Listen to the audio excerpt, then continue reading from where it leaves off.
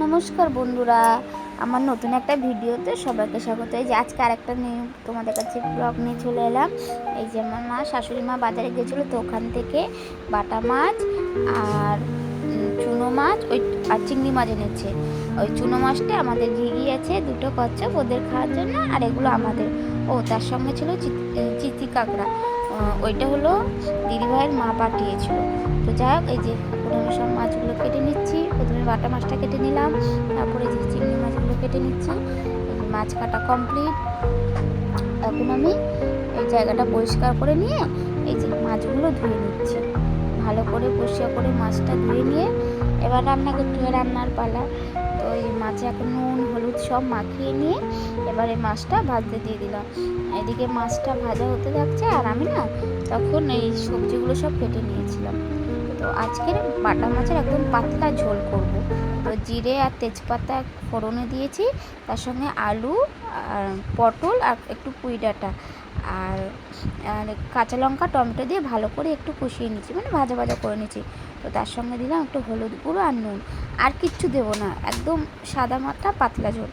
এই যে ঝোলটা ফুটে গেলে এবার মাছটা দিয়ে দিচ্ছি। এবার মানে তরকারিটা হতে থাক, ততক্ষণ আমি সবজিটা কেটে নিই। এই পুঁই শাক দিয়ে চিতি কাঁকড়াটা হয় বলে আলু বেগুন কুমড়ো এইগুলো সব কেটে নিচ্ছি। কেটে আর ওদিকে মাছটা হচ্ছে, এই সবজিগুলো কেটে নিচ্ছি। আগে মানে রান্না পারতাম টুকটাক, এই শাক ওগুলো পারতাম না। আর এখন দেখুন না, সব মানে নিজেই শিখে গেছে, বলে না মানুষ কি না পারে, চেষ্টা করলে সবই হয়। যাই হোক, এই সবজি টবজি কাটা হয়ে গেছে। এবার আমি এগুলো একটু মানে পরিষ্কার করে নিলাম জায়গাটা। করার পর এই এখন কড়াইয়ে যে তেল দিয়ে দিয়েছি, ওতে 5 ফোড়ন দিয়েছি।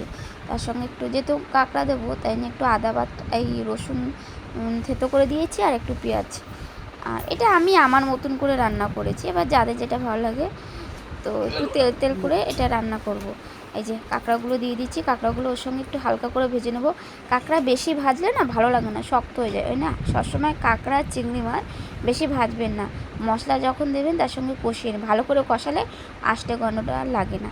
এই যে তার সঙ্গে এই যে সবজিগুলো সব দিয়ে দিলাম। আবার সবজিগুলো একটু ভাজা ভাজা হলে তার সঙ্গে যে শাকটাও দিয়ে দিয়েছে, ওইগুলোকেও ভালো করে নাড়াচাড়া করে নিয়ে এবার ঢেকে দেবো। একটু জল দেবো না, জল দিলে না ভালো লাগে না। এই আস্তে আস্তে ঢাকা দিয়ে দিয়ে লো ফ্লেমে করলে ভালো লাগে। এই দেখুন আমার তরকারি প্রায় রেডি। ওতে একটু নুন মিষ্টি দিয়ে ব্যাস, আর একটু ভাজা মশলা দেবো, রান্না ডান।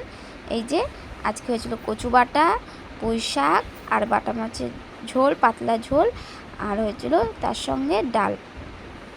হ্যাঁ, কচু বাটাটা করেছিল আমার শাশুড়ি।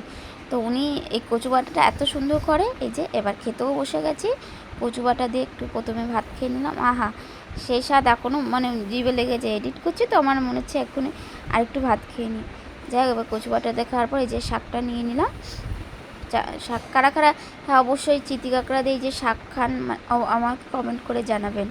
এই যে ভাত খেয়ে এবার শাক দিয়ে খাওয়ার পর এবার একটু মাছের ঝোলটাই নিয়ে নেবো। এই মাছের ঝোলও নিয়ে নিয়েছি। ঠিক টাটা, আজকের এখানেই ভিডিওটা শেষ করলাম। আমার এই ছোটো ভিডিওটা কেমন লাগলো অবশ্যই তোমরা কমেন্ট করে জানাবে।